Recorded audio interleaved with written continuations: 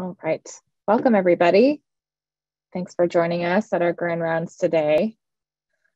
For those I've not met, my name is Tess King. I am one of the inpatient chief residents in internal medicine. It's great to have you all here. I know we'll have people slowly join us, but I want to make a couple quick announcements and then I'll introduce our speaker for today. The first announcement is just that there have been some updates to the Zoom privacy policies. And so if you are, in terms of gaining CME credit for this Grand Rounds when you're joining Zoom, please enter your first and last name into the Zoom pop-up window. And if you have a UW email address, please use that because it's important for tracking the full name and the UW email when trying to assign CME credit. So PSA about that. And then the second is just that as with our other Grand Round talks, we will be doing a question and answer at the end. So do feel free throughout the entire talk to enter questions into the chat. I'll be moderating it. And then at the end, we will do a Q&A. All right. Well, with that, let me introduce our speaker. Today, we have Dr. Earl Hirsch with us. Dr. Hirsch received his medical degree from the University of Missouri. He completed internal medicine residency at the University of Miami and Mount Sinai Hospital in Miami Beach, Florida, and then completed a research fellowship at the Washington University School of Medicine in St. Louis. From both a research and teaching point of view, Dr. Hirsch's career has focused on studying the best strategies for the use of insulin therapy in both type 1 and type 2 diabetes. In the past 5 years, he has become involved with artificial pancreas technology and better understanding of the limitations of diabetes biomarkers. With regards to patient care, most patients in his practice have type 1 or atypical forms of diabetes. And over the years, he has been a passionate advocate for patients ensuring access and affordability for glucose monitoring technology and now for insulin. Dr. Hirsch has authored hundreds of research papers and editorials and several book chapters and books for patients and physicians. Dr. Hirsch is the former chair of the Professional Practice Committee for the American Diabetes Association and has served as editor-in-chief of 2 ADA journals, Clinical Diabetes and DOC News. He's an associate editor of Diabetes Technology and Therapeutics and has been on the editorial board of Diabetes Care. He's the recipient of several distinguished awards for his contributions to diabetes care, and he's also currently a professor and diabetes treatment and teaching chair at the University of Washington School of Medicine. Dr. Hirsch, thank you so much for joining us today and welcome. I will turn it over to you. Thank you very much, Tess. I hope everybody can hear me. This is a long way from the 6th floor of the T-Wing, which I fondly remember all of the Grand Rounds. And in fact, just looking at the participants in the room right now, I see some of the same people I saw 10, 20, and 30 years ago in that wonderful lecture room. Let me put this up. And let me make sure this is done correctly. And hopefully that's good. And I can minimize this and we can start. So this is a new topic for me, and I think for many people in the audience. I gave a similar discussion, a little different, for our endocrine Grand Rounds, and it created quite a bit of discussion. And I'm delighted I'm able to talk to you today about glycemic control in the hospital, and maybe we need to reconsider our glucose targets. These are my faculty disclosures, you can see. And let's get started. Well, we know people with diabetes have worse outcomes when hospitalized, and there's really a lot of science on this, but I just want to sort of break this down into one slide. And it starts here with the whole topic of hyperglycemia in the middle. And if we look at the glucose monitor, the continuous glucose monitor with the arrow going up, there's really a few topics that have been very well studied, and this is in the baseline state.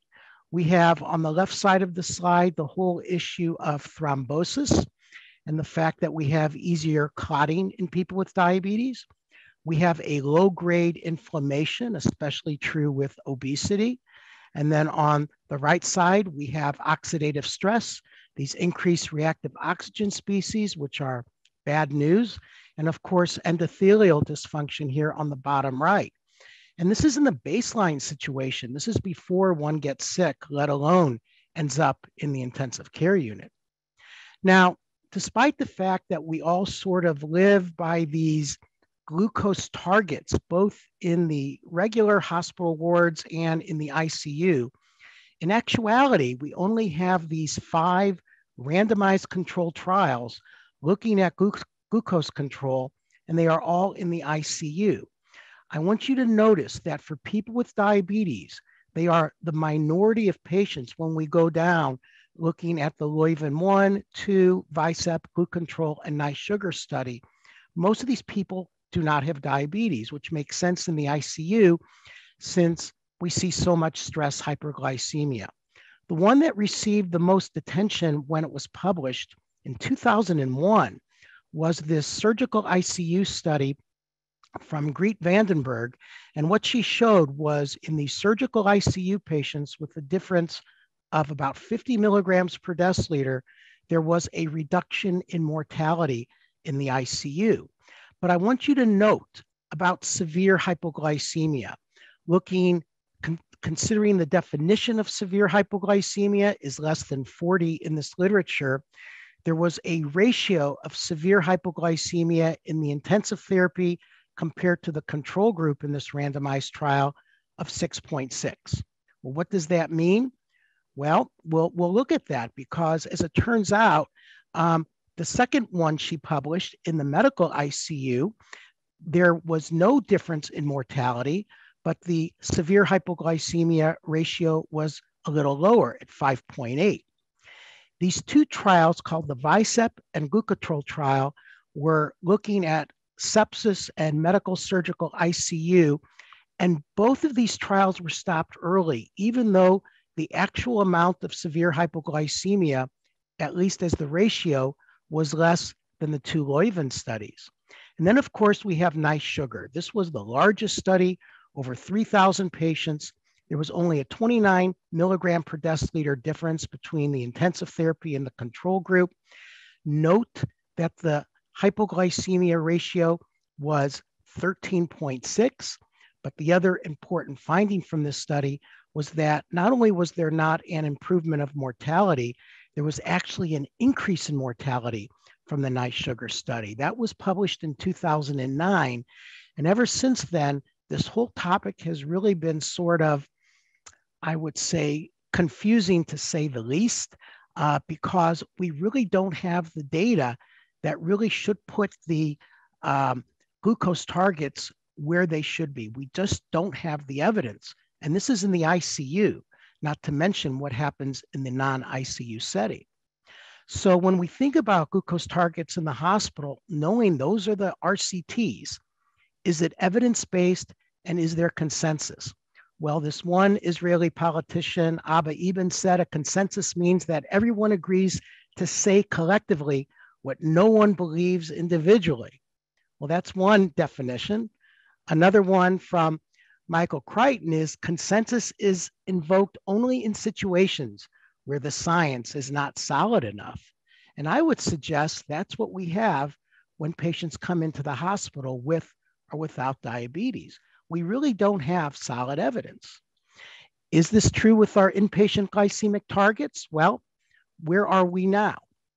The consensus glucose from all the major societies in the world is that the target of 140 to 180 in the inpatient setting, and understand that this is fundamentally based on observational data that patients with glucose levels above 180 have higher rates of infection and thrombosis. And by the way, this is mostly in the post-surgical ICU setting, not medical ICU.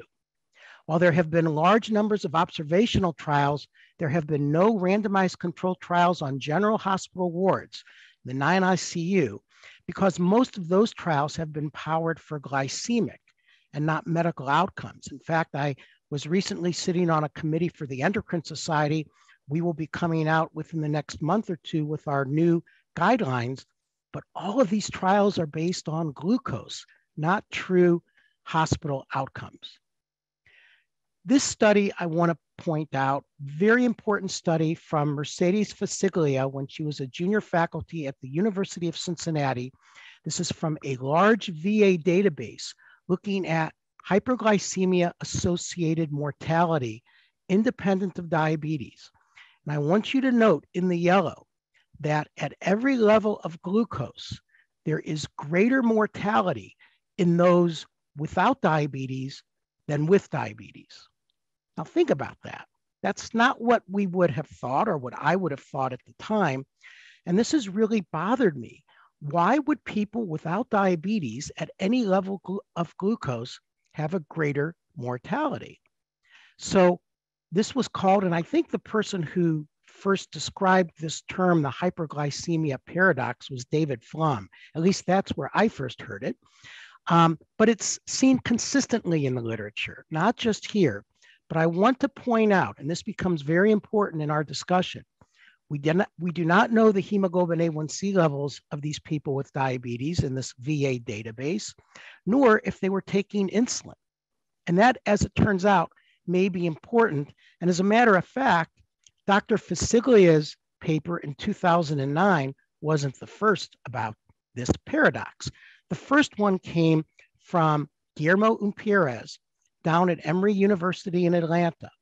He defined new hyperglycemia as a fasting glucose above 126 or random glucose above 200 in people who did not have known diabetes. He looked at over 2,000 patients in this hospital in Atlanta.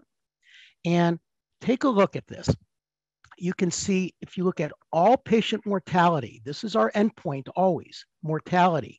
Those with new hyperglycemia had greater mortality than those with known diabetes, who had more mortality than those who did not have hyperglycemia and without diabetes. And this was seen for all the patients, those not in the ICU and those in the ICU.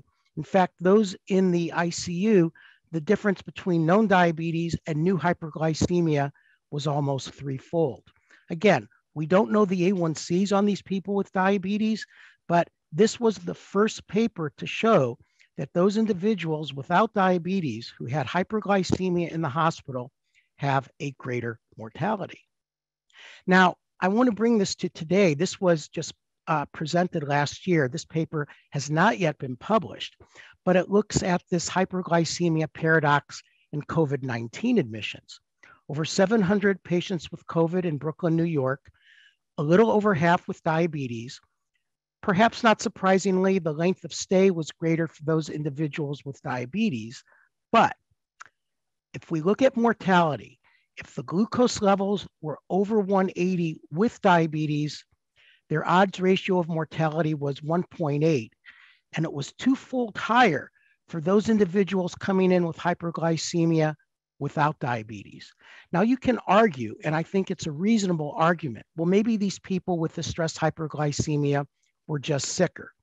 That's fair, but this is a signal that comes across in the literature over and over that these people without diabetes had an associated greater mortality.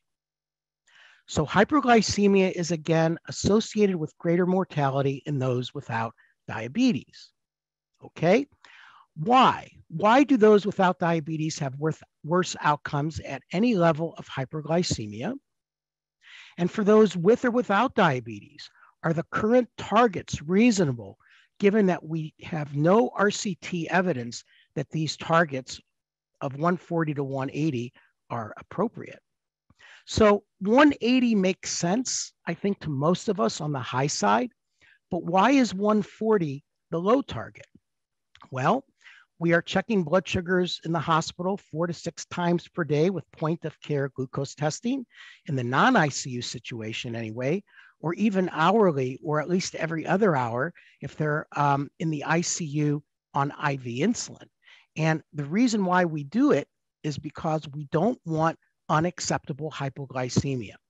The bottom line reason about this 140 number is that safety first. And the concern, and I think a reasonable concern, is if you bring that number down to 120 or 100 or even below 100, you risk, without continuous glucose monitoring in particular, hypoglycemia, which is the last thing we want to see. So there are many questions just from this. Is less than 140 better? Would we have better outcomes? Don't know. Is 180 the right high target with or without diabetes? Don't know. Would it be possible to achieve euglycemia with continuous glucose monitoring? That is an important question.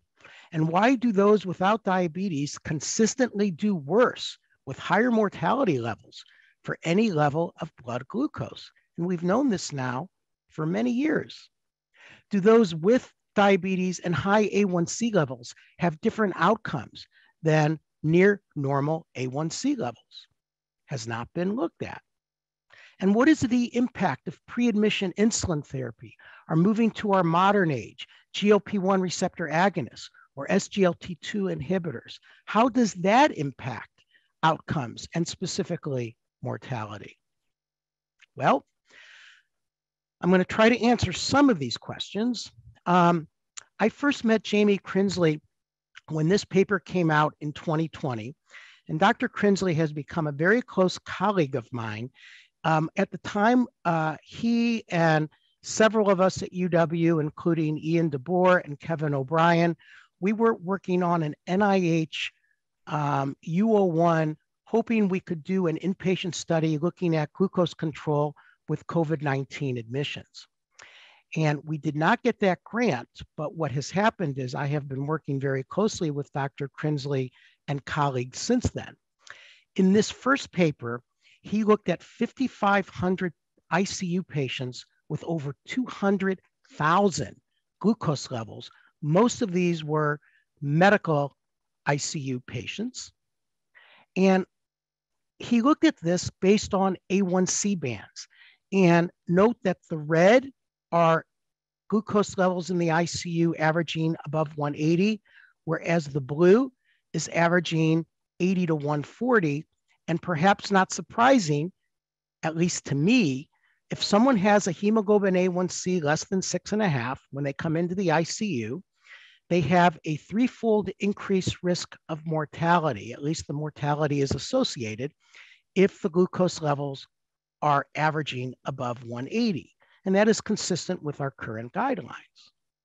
But look what happens for those individuals coming in with A1Cs above 8%. Remember the hyperglycemia paradox we just talked about. And what you see here is that those individuals with A1Cs above 8, and they remain sweet with glucose levels above 180, they have a third of the mortality than those individuals that are brought down into the normal range or near normal range of 80 to 140. So think about that. These people who come in with consistent hyperglycemia and they remain hyperglycemic, their mortality is reduced. Interesting. So for patients with A1Cs less than 6.5, higher mean ICU glucose was associated with an increased risk of mortality, but actually the opposite was true for those people coming in with A1Cs greater than 8%. I'm not going to show you the detailed data on this, but perhaps not surprisingly, hypoglycemia was associated with an increased risk of mortality for all patients, and the association was strongest for those down here with A1Cs less than 6.5. So this was the first of several studies, and this brings up a lot of questions. Why is a high A1C with hyperglycemia protective, while the same A1C with euglycemia is associated with an increased mortality? Can this observation be reproduced in a multi-center trial? Many, if not most, with A1Cs less than 6.5 have prediabetes or normal glucose tolerance. Why is stress hyperglycemia and hypoglycemia more dangerous in this population? I mean, these are the questions that we should be asking. But I would suggest it actually gets much more interesting, because in this next paper, and I was part of this analysis, looking at this large group of ICU patients, now studying the relationship between prior glucose control and insulin therapy on ICU mortality. We are now looking at over 5,200 medical and surgical ICU patients, again, at Dr. Crinsley's hospital in Stamford, Connecticut. There were 3 groups. Now let's make sure we understand who they are. One group has diabetes with prior insulin therapy. One group has diabetes without insulin therapy at home. And one group doesn't have diabetes at all. Now, I think it's important to appreciate the fact that in Dr. Crinsley's hospital, every patient coming in has a baseline hemoglobin A1C. And I've been talking about all the limitations of hemoglobin A1C for years, but in populations, it's a reasonable instrument to look at past glucose control. And that's what was done here. The groups were stratified by hemoglobin A1C levels, and this is what we see. These 3 groups are looking at A1Cs under 6.5. Again, the red are glucose levels above 180. The green are 80 to 140. And not surprisingly to me anyway, for those without diabetes, those individuals greater than 180 had about a 5-time increased association of mortality. Not surprising. For those with A1Cs under 6.5 and not on insulin, we see the same relationship, although not as much. We see that the higher the glucose levels, the higher the risk of mortality compared to those that were in the normal range. But look what happens when the A1C is under 6.5 and they are receiving insulin at home. We actually see an opposite relationship. That is, those individuals with A1Cs under 6.5, if they are brought down into the normal range, they have almost a 2-fold increased risk of mortality if they're taking insulin at home, even though their A1Cs are under 6.5. Not what I would have thought, but that's what was found. Furthermore, if we go and look at this last group, A1Cs above 8%, what we see here is increasingly interesting in that those individuals where the blood sugars are brought down into the normal range have a 20% mortality, whether they are taking insulin or not, whereas they have a significantly lower risk of mortality in this population if they remain sweet, with ICU glucose levels averaging above 180. It's the same signal, but in this case, if they're taking insulin or not, it doesn't matter. If you bring their blood sugars down into the recommended ranges, they have an increased risk of mortality. Is that what we would have expected? I don't know. I don't think I would have expected that. So let's try to understand what we are seeing. And we are internists, and I'm not sure I completely understand it, but I think we can at least look at a couple of hypotheses.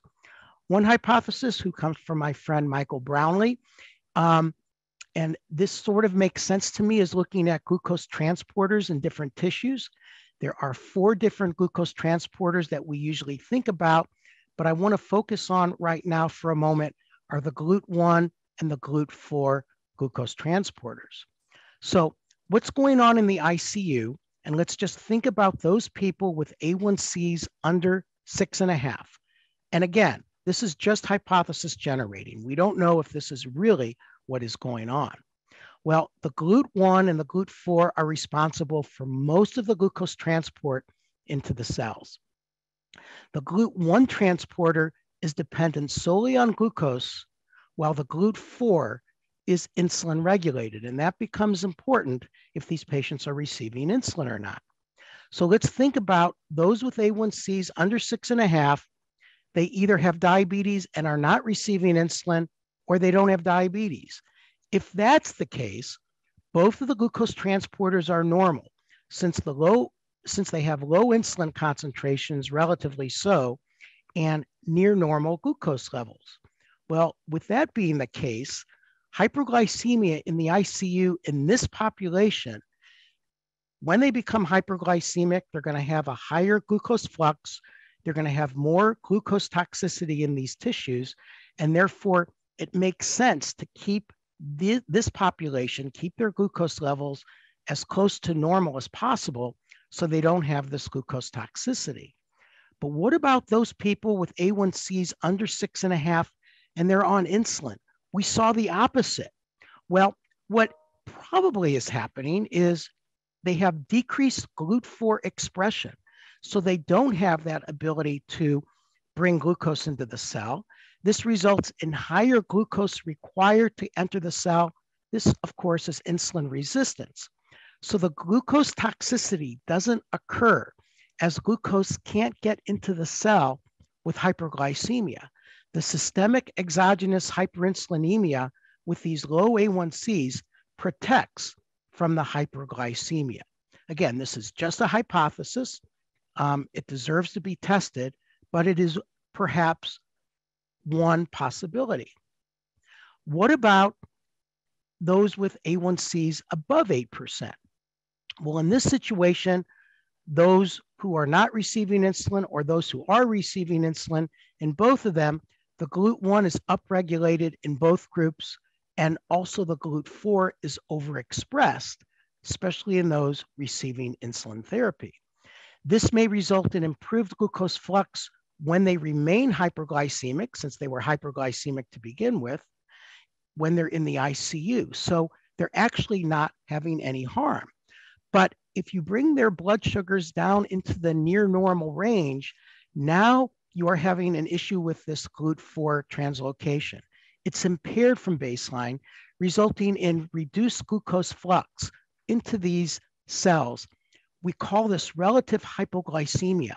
These cells are being starved because you're not able to get the glucose into the cell because of the impaired translocation from this GLUT4 transporter. Now, we also know that with people with high A1C levels, there may be a new set point where rapid exposure to normal glucose results in tissue pathology. And this is what we have seen for 40, 50 years when glucose levels are brought down very quickly with diabetic retinopathy, and the retinopathy gets worse. I was just talking to Kim O'Connor and one of our interns a few weeks ago about a patient they had with this, and this is something that we've known about for years. Maybe the same thing is happening in the ICU. But I want to bring another possibility. The GLUT transporters are one, but could the brain be involved with this? And I want to thank Mike Schwartz for bringing this to my attention, because I think this is really important. This review from Mike just came out looking at insulin-independent glucose disposal mechanisms predominating in the control of basal glycemia. Insulin-independent, is the brain doing something independent of insulin? Because in rodent models of diabetes, the brain can be targeted to normalize the biologically defended level of glycemia via mechanisms that are largely, if not exclusively, insulin independent. The brain is doing the work without any pancreatic function. In both humans and preclinical models, obesity and diabetes are associated with a hypothalamic pathology, which includes activation of glial cells. It's called reactive gliosis in areas involved in glucose homeostasis. This response may contribute to hyperglycemia. The point is, can the brain be involved in what we are seeing in these ICU retrospective analyses? Could brain adaptation or regulation of blood sugar explain our ICU findings? Well, let me give you an example of CNS regulation of glucose. And again, this comes from Mike's group here at the University of Washington, just to keep our minds open, no pun intended, that maybe this is all related to the brain. What Mike and his group did was he took fibroblast growth factor 1, which is synthesized in the brain, and it's been shown that this can enhance learning and memory, reduce food intake, and limits damage from stroke. But more importantly, FGF1 deficiency in mice is associated with diabetes. So what did Mike and colleagues do? He gave 1 dose of intracerebral injection of FGF1 into a mouse model of type 2 diabetes. And what happened?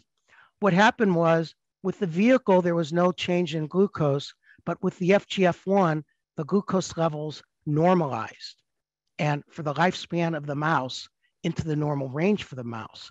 The point being that maybe we need to think out of the box and into the brain.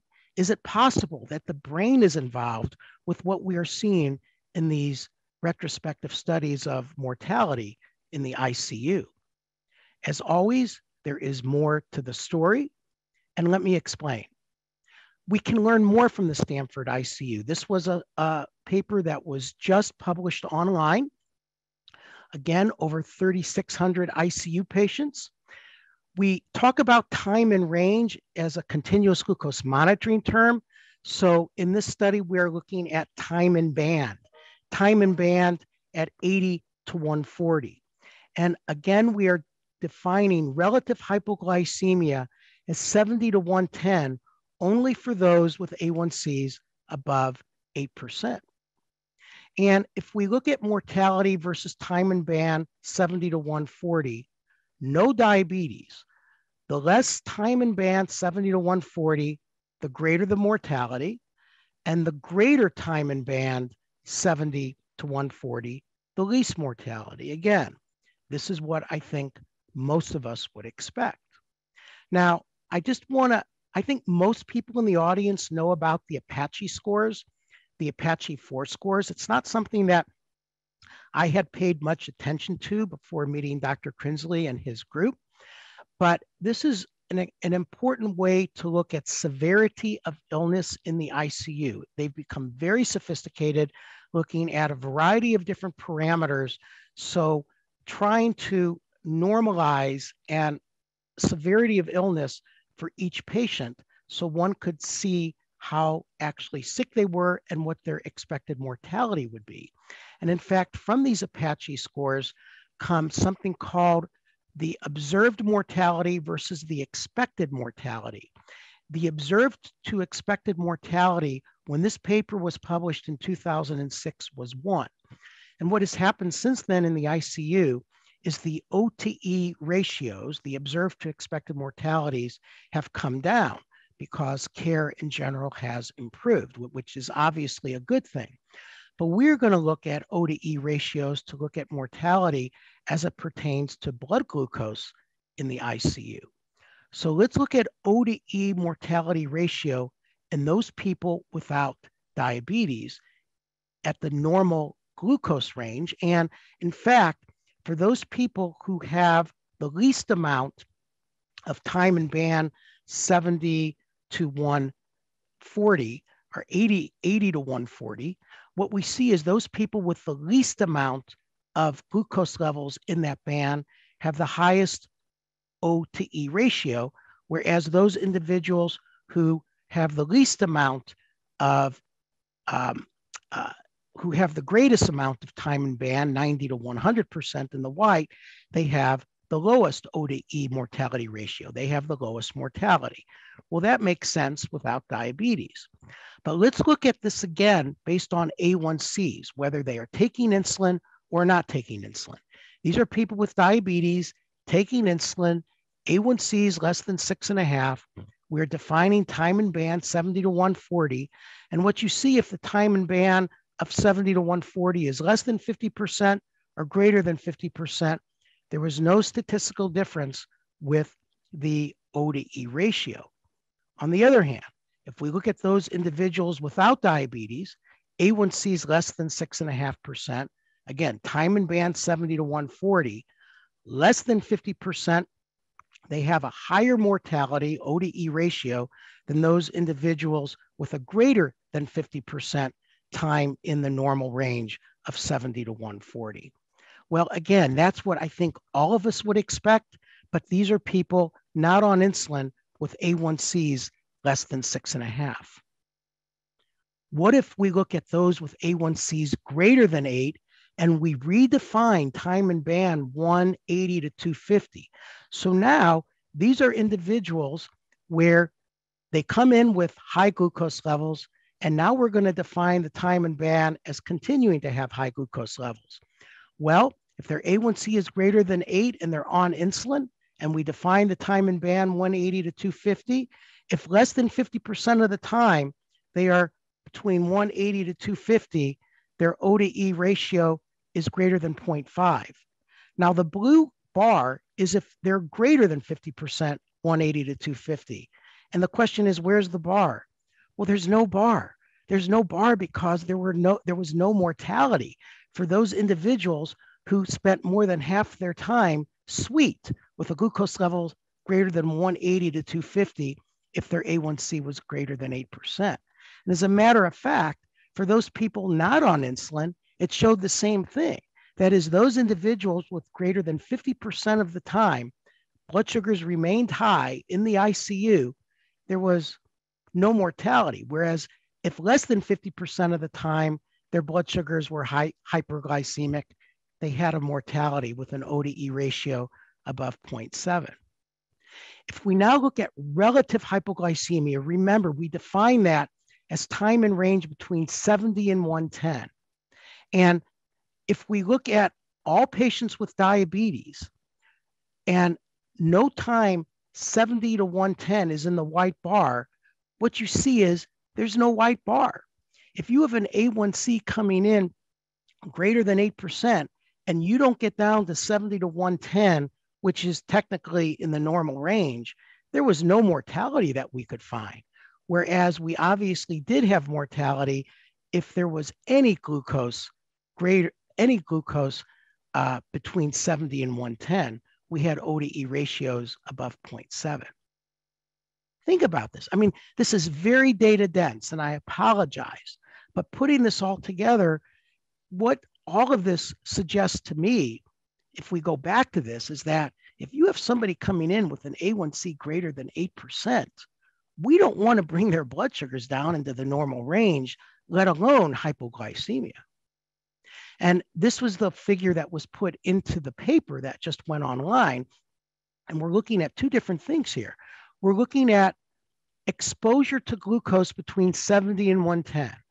The greater the exposure of glucose between 70 to 110, the greater the mortality in the red. And looking at the O to E ratio, the general, the way this figure is going, you have a greater O to E ratio. In fact, you have an O to E ratio greater than 1 if you have greater than 12 hours in the normal glucose range. For these people with A1Cs greater than 8%. For people with A1Cs greater than 8%, you don't want to have any glucose levels, according to this data, into the normal range. And what's really interesting to me is that among the 58 people with A1Cs above 8% and no time between 70 and 110, there was literally no mortality, zero mortality if they did not come into the 70 to 110. This is relative hypoglycemia. And I'm like, this is too much data, but this is not what the guidelines tell us we should be doing. Now, we talked about O to E ratio, which is probably new to most of the people in the audience. But what about mean glycemic ratio? I want to explain this to you because this is something I think that's really important.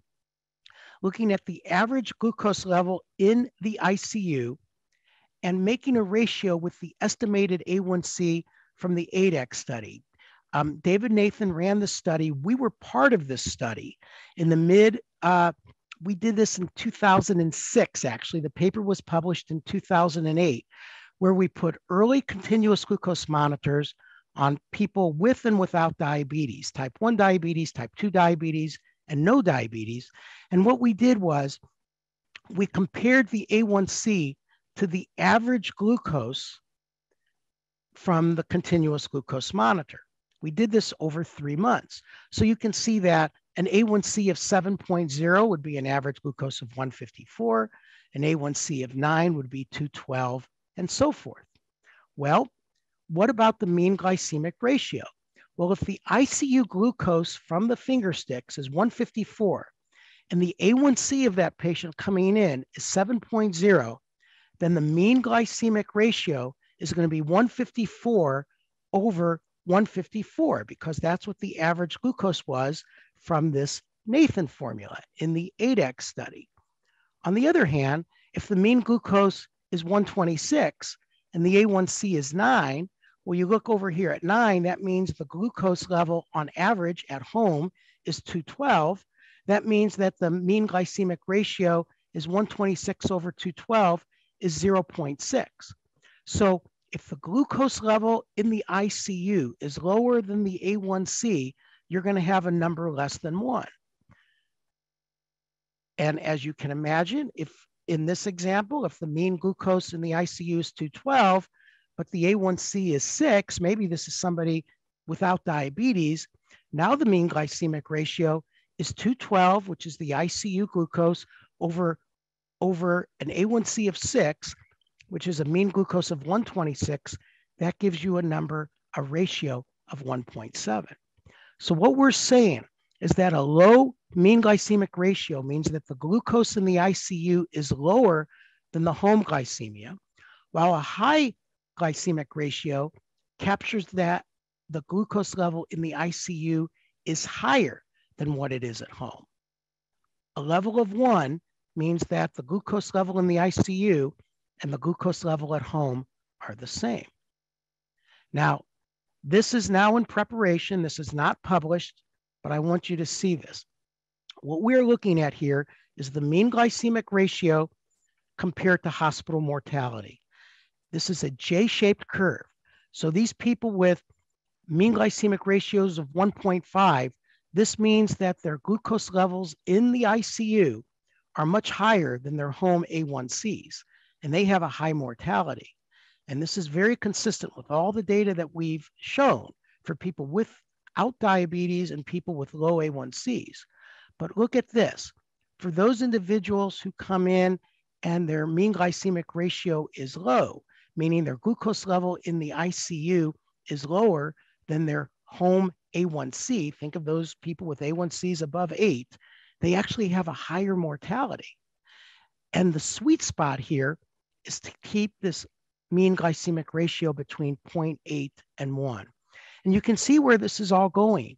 Maybe we should be looking at A1Cs, and maybe once we do the randomized control trials, maybe everybody in the ICU will have a different glycemic target. And maybe the mean glycemic ratio will be part of it. Because right now we're treating everybody the same. And I'm not sure from all this data that I'm showing you, that is the right thing to do. So are we ready for this? Are we ready for precision medicine and individualized glycemic goals based on previous A1C, or better yet, time and range from somebody's continuous glucose monitor, maybe their renal function, maybe their myocardial function, and previous history of hypoglycemia from insulin use? How do all of these factors impact mortality in the ICU or other outcomes in the hospital? Hal Hellman said, a fervently believed idea, even if wrong, dies hard. And I think that's where we are right now with glucose control in the hospital. Many in the audience remember the first Vandenberg study when this came out in November of 2001. I will never forget it when it was presented at the Endocrine Society meeting in Denver that same year. And we all kind of jumped on the bandwagon that everybody should have glucose levels between 80 and 120 or 70 and 110. That's what we all believed. But remember, in that study, only 13% of people had diabetes, and we don't even know what their A1C levels were. And so what did we learn about extrapolation of single center studies to all inpatients with hyperglycemia? I mean, what we did, and I was part of this, we thought everybody admitted to the hospital, ICU or non-ICU, should all be treated with near normal glucose levels.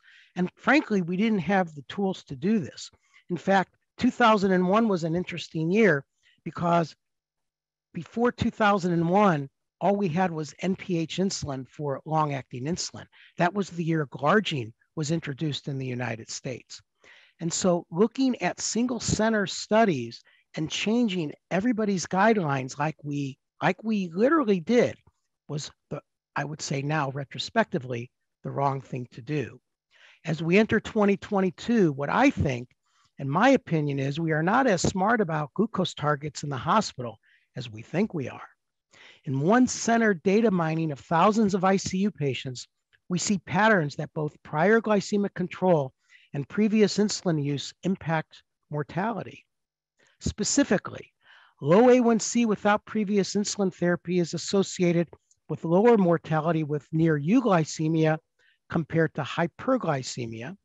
Low A1C with previous insulin therapy is associated with higher mortality with near euglycemia compared to hyperglycemia. It's a lot to keep in mind here, but this is what we showed. And when you look at this over and over, you understand it. And this is at least what the signals are telling us. High A1C with or without previous insulin therapy is associated with higher mortality with near euglycemia and lower mortality with hyperglycemia. And maybe this is the most important point. I'm not saying, starting this afternoon, you need to treat everybody with high A1Cs and treat them with high blood sugars. We don't have the randomized trials to suggest that. I'm saying we now have the signals that this is what we need to do over the next few years and figure this out. This may explain the hyperglycemia paradox first described by Guillermo Unpierrez in 2002, and then later David Flum and Mercedes Fasiglia and many, many other people have been trying to figure out this hyperglycemia paradox.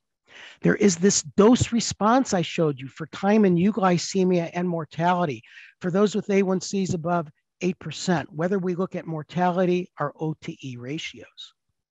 And while the expression of these GLUT transporters or CNS activation may be part of the biological etiology of these findings, much more needs to be learned. And more importantly, we need an adequately powered randomized controlled trial with continuous glucose monitoring to see if these findings can be replicated. And then and only then will we have high-level evidence for glucose targets in the hospital and in the ICU. I want to point out that we are on our steps in trying to figure this out at University of Washington.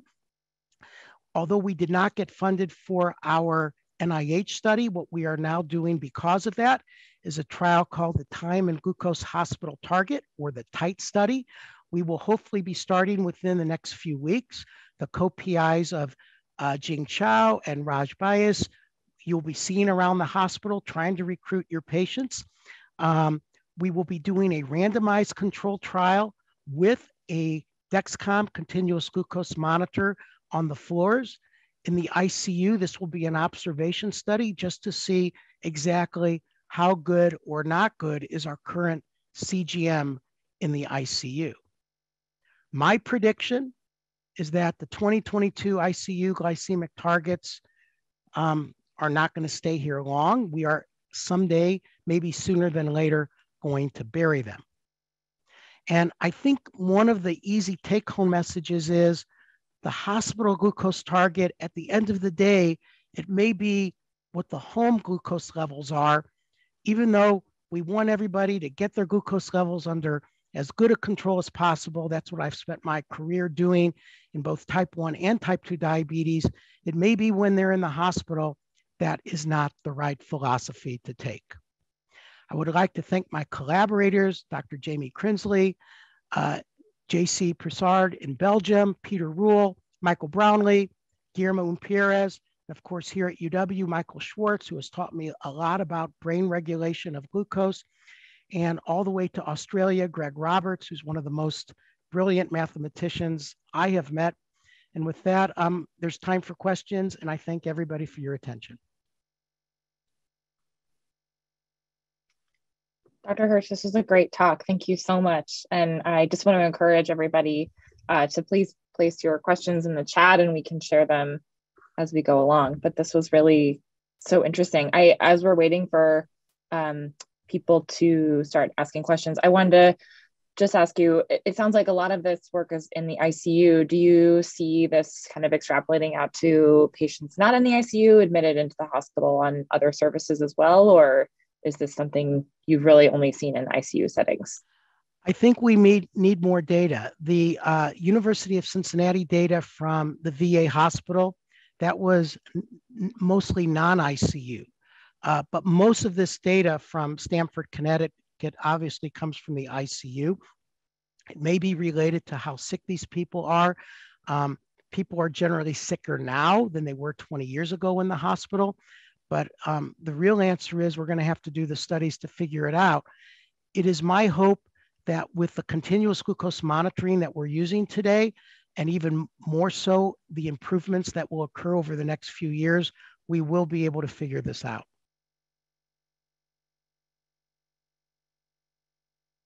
That's great. Thank you. Let's see. We have a question here. A few of them coming in at the same time. One of these questions says, some of these studies included patients with type 2 diabetes and A1Cs under 6.5 treated with insulin. Given recent targets, are there really a lot of patients on insulin with an A1C under 6.5? Wondering why that's a meaningful group to focus attention on. I'm glad we did, or we wouldn't have seen that signal. Yeah, I mean, if you come to our clinic, we see it. It obviously depends on the clinic. I actually think that on the outpatient side, with the increasing tools, especially the GLP-1 receptor agonists, what we are seeing is we are seeing people coming down into normal A1C levels. There's some amazing data from a drug that is not yet on the market. It will be later this year, called tirzepatide. And the number of people that bring their A1C levels down into the normal range is incredible. Many of these people will require basal insulin also. So I actually think that is going to be a growing number of people in the years to come. Another one of our questions says that they know you're familiar with efforts to get post-surgical patients into euglycemic states, and this is to reduce complications, but they're wondering if you can comment on the optimal glucose range you'd expect for those patients, the post-surgical patients. Yeah, you know, a lot of these post-surgical patients now, they go home the same day, and that's a very different population than we're dealing with here. I think, I don't know if Patch Dellinger is in the audience, but I think most of us would agree, especially for the wound healing and infection situation after surgery, we would like those glucose levels controlled minimally less than 180, at least until the data tells us otherwise. And then in any of these studies, did you see a differential between type 1 and type 2 diabetes? Great question. In this type of a database, and this is all databases pretty much, you can't tell the difference in adults. They're just, so I imagine that there was some type 1 diabetes in here, but we just could not figure it out. It wasn't part of the database. Fair enough. Okay. And then for your upcoming trial that you talked about, the TIGHT trial, what are the outcomes for this? And what are the most direct outcomes you think will be affected by glycemia? It seems like mortality is a ways downstream, but the earlier outcomes you're looking at. So there's really two trials. There's the trial in the non-ICU and the trial in the ICU. The trial in the non-ICU is actually going to be a randomized controlled trial, where one group will be using the CGM, the Dexcom Gen 6 to be specific, to try to keep glucose levels between 90 and 130. The other group will be standard of care, keeping glucose levels between 140 and 180, and they will all be wearing blinded CGM. So we won't know how high they go, how low they go. All we will know doing the study is the point of care glucose readings, but we'll be able to compare. The primary outcome of the TIGHT trial is the difference in glucose between the CGM group and the non-CGM group. The ICU trial, on the other hand, is an observational trial. We just want to see, with everything that happens with blood pressure and all the drugs and fluids that are given, the edema in these patients, we just want to see how accurate is this current CGM. Obviously, in the TIGHT trial, we will have many secondary outcomes, and the one that I am most interested in is, I think, hypoglycemia, because that is, I think everybody agrees, that's what we want to avoid. Another question we have is that just commenting on many of the studies you've been talking about are mostly observational.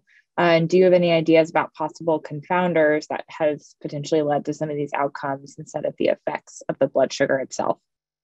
That's the big question. There's always confounders, and just even though the Apache scores in these ICU studies were used, there are other confounders that aren't always taken into account. And I agree that's the issue. And even going back to the original Vandenberg study, that is a consideration. So, I mean, here's sort of the bottom line. When the NICE sugar study came out in 2009, this whole area of research sort of went away because the people caring for these patients in the hospital said, why even bother? If anything, when you control them tightly, they have a higher mortality. It was thought but not proven that was from hypoglycemia. And it's important because without continuous glucose monitoring, you don't really know how much hypoglycemia there is. And that may be one of the most important confounders that we don't know about. I actually wrote an editorial about this in the New England Journal, and I said, until you have continuous glucose monitoring, we are never going to answer this question for sure, with or without confounders. So I do believe whether it's this generation or a generation of CGM coming in the near future, this is going to be one of the major outcomes in diabetes and in inpatient management in the next decade. We're going to figure this out because we're going to have the technology to do it.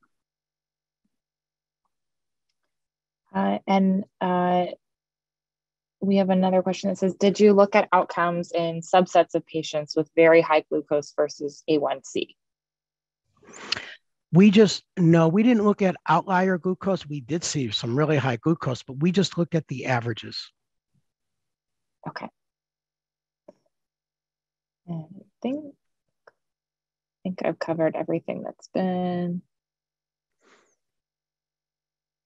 Oh, I'm sorry, I missed one in here. So in those with hyperglycemia and no known diabetes, what proportion continue to have diabetes? Could it be that those who survive without ongoing diabetes have the most severe illness versus those who survive and stay hyperglycemic? Yeah, we can't talk about what happened after hospitalization because they weren't followed. So I can't say about that. But yeah, I mean, that's always the issue.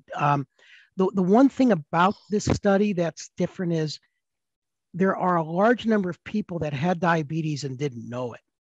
And those are people, and that's, I didn't talk about that group specifically, but these are people who have A1Cs of whatever and not on insulin. But that's another big group that needs to be taken in consideration. Fantastic. Well, I think we've covered all our questions in here. Good. Yeah, Good. Thank you so much, Dr. Hirsch. This was a wonderful talk and really interesting to hear about some up and coming changes that might be headed down the pipeline. So thank you. Thank you for having me. All right. Have a wonderful rest of your Friday, everybody, and we will see you next week.